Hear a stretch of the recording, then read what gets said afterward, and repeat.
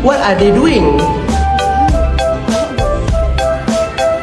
Hey, what's up guys? What are you guys doing right now? We are having a group discussions. What is the point of discussion? So in this video, we will explore how group discussion can be a powerful tool for collectively reflecting on issues presented in academic articles and the arguments used to support their stand. By the end of this lesson, students should have the skill to do the following. First, students can introduce clear, precise and knowledgeable claims and subclaim and logically sequence them in order of strength and relevance. Secondly, students can consider an opposing viewpoint, make certain concessions and discredit counterclaims with compelling rebuttals. Thirdly, students can develop claims and reasons fairly and thoroughly using a range of effective evidence to support each. Moving on to the significance of group discussion. First, sharing different views. In group discussion, everyone can share their own views and opinions. This helps everyone see the topic from different angles. For the second, enhancing critical thinking. Analyzing different opinions encourages participants to think more deeply, evaluate evidence, and develop reasoned arguments. And for the last significance, working together on issues. When we discuss articles or topics together, we can help each other understand the arguments and find any mistakes. This teamwork leads to better understanding overall. Next, moving on to the argument's aim. Argument aim to change someone's point of view or convince the audience to accept the writer's stance. To do this, speakers or writers use argumentative or persuasive text to support or refute their own ideas. There are 4 key parts of argument. First, claim, the main point of the stance. Second, the counterclaim, an opposing view of the claim.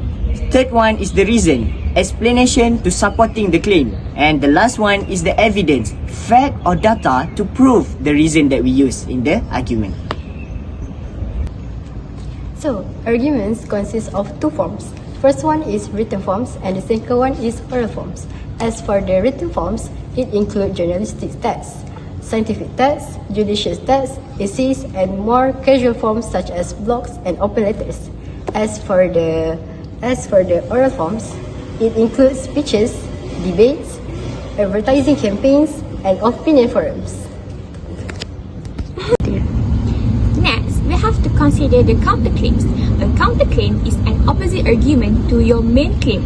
By thinking about what someone who disagrees with what you might say, you can make your argument stronger by disapproving it.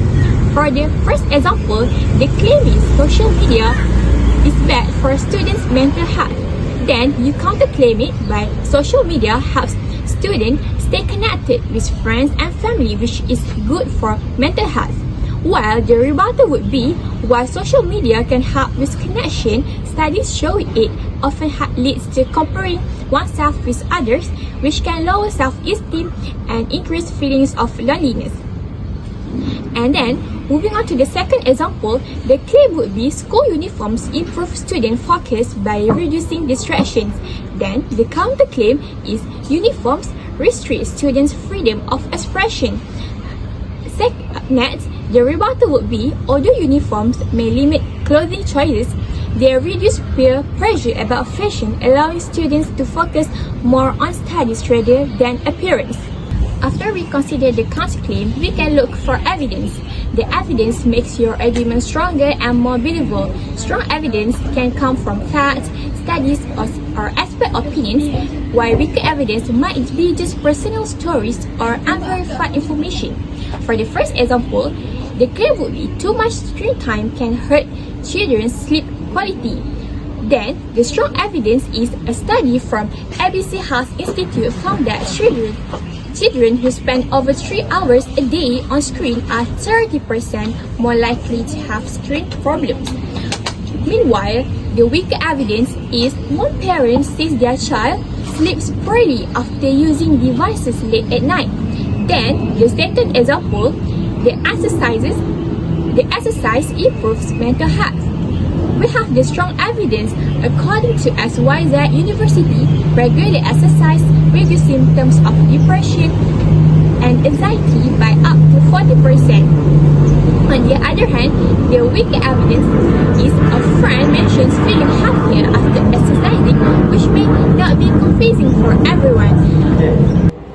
That's the end of our video. Bye!